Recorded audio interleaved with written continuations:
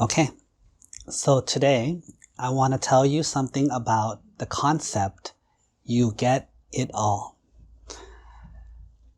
A long time ago, there was a king who taught people to be good, to be honest, and on the special days, the uposatha days, like the full moon day or the new moon day, he would teach people to take the attasila, which is what these ladies are doing in the 8 precepts. They take the original 5 precepts, which Aim knows very well, right? Aim, what are the 5 precepts? What are they? Number 1, what's the first precept? Do not what? No killing. Number 2, say together, no stealing. 3, no sexual misconduct. 4, no harmful speech. 5, no intoxication, right? But back in the long time ago, people would take on 3 more, such as no music or entertainment, no adornments like perfume or necklaces or earrings, and they would also eat food at a proper time, like the monks eat before noon. They would also not sleep in super, feathery pillows and beds, right? They would take these trainings to try to train themselves, the higher training, to try to understand life more and spend time reflecting on spiritual issues. And the king would teach them this. Now, most people in his country followed him. So on every holy day, they would take the 8 precepts, or they called the uposatha days. Now, in that kingdom, there was a man. I'm not sure if his name was Matthew or Aaron, but he had a name. And this guy was corrupt. So he was responsible for giving judgments. So let's say that Gloria and Regina, these 2 sisters over here, were fighting, which they always do. And so they were fighting, and they come to the judge and say to the judge, "Judge, who's right and who's wrong?" Well, instead of doing his job and trying to figure out on the facts who's right and who's wrong, the judge had corruption. So he would talk to Gloria and say, "Gloria, how much is justice worth to you?" And Gloria says, $20. So he would take the $20. Then he'd say, "Regina, how about you? How much is justice worth to you?" And then Regina would say, $22. And then suddenly the judge would say, "I think Regina is more right." And so they would do this and take advantage of the people and not do his job. But even though he was a corrupt person and did a lot of bad things at his job, he wasn't 100% bad.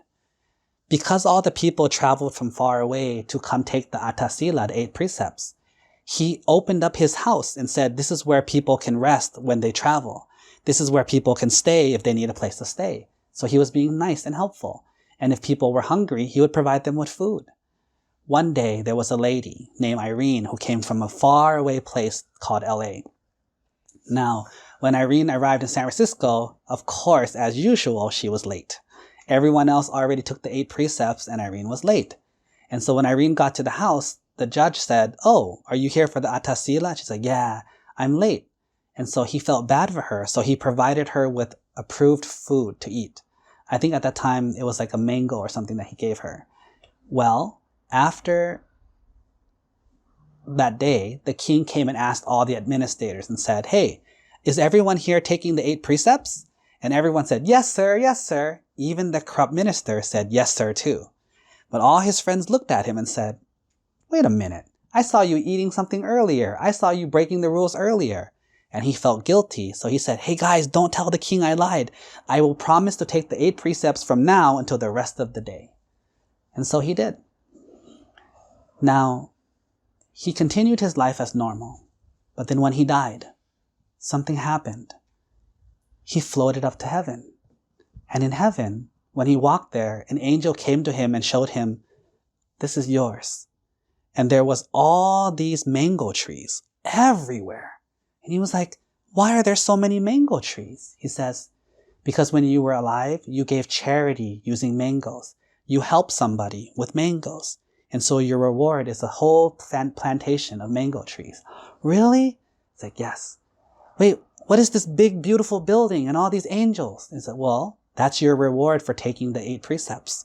You took the 8 precepts and you practiced the holy path and you did it. And so this is your reward." And he was so happy. He was so happy. He was getting all these rewards. But then it got dark and it became nighttime. and suddenly he felt himself fall through the clouds, fall down. And as he was falling, his body started changing. From an angelic body, he started becoming long. His fingers became combined to one big finger, really, really long. His nail got really, really long. His body became really, really skinny and really, really long. And then he fell all the way down into a place that was so hot and burning and painful and just not feeling good. And he started feeling hungry, but there was nothing to eat. So he would take his finger and reach into his back and scratch off as much meat as he could. And then he would eat his own meat. And he would do that and be penalized. And as he was suffering, he wondered, why am I here? Why is this happening? And he says, and he realized it's because of his corruption that he did on earth. When he was on earth, he didn't do his job. He hurt people, he lied, he tricked, he scammed. And this is his penalty. And so at night, the whole night, he would be suffering in hell, eating his own flesh in pain. Then when the sun came up, he would float back up and become a deva and an angel. And one day, when the lesson was taught, it was taught that this is how karma works. You don't only get good and you don't only get bad. You don't spend forever in heaven or forever in hell. Whatever you do, good or bad, you will have to receive the results of that action. Therefore, if you are wise and smart, why would you do anything bad? Why would you hurt anyone? Because in the end, when you hurt other people, the person who gets punished is who? Us.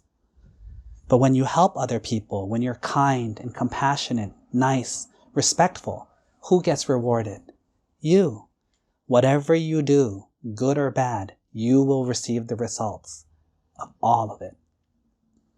Sadhu.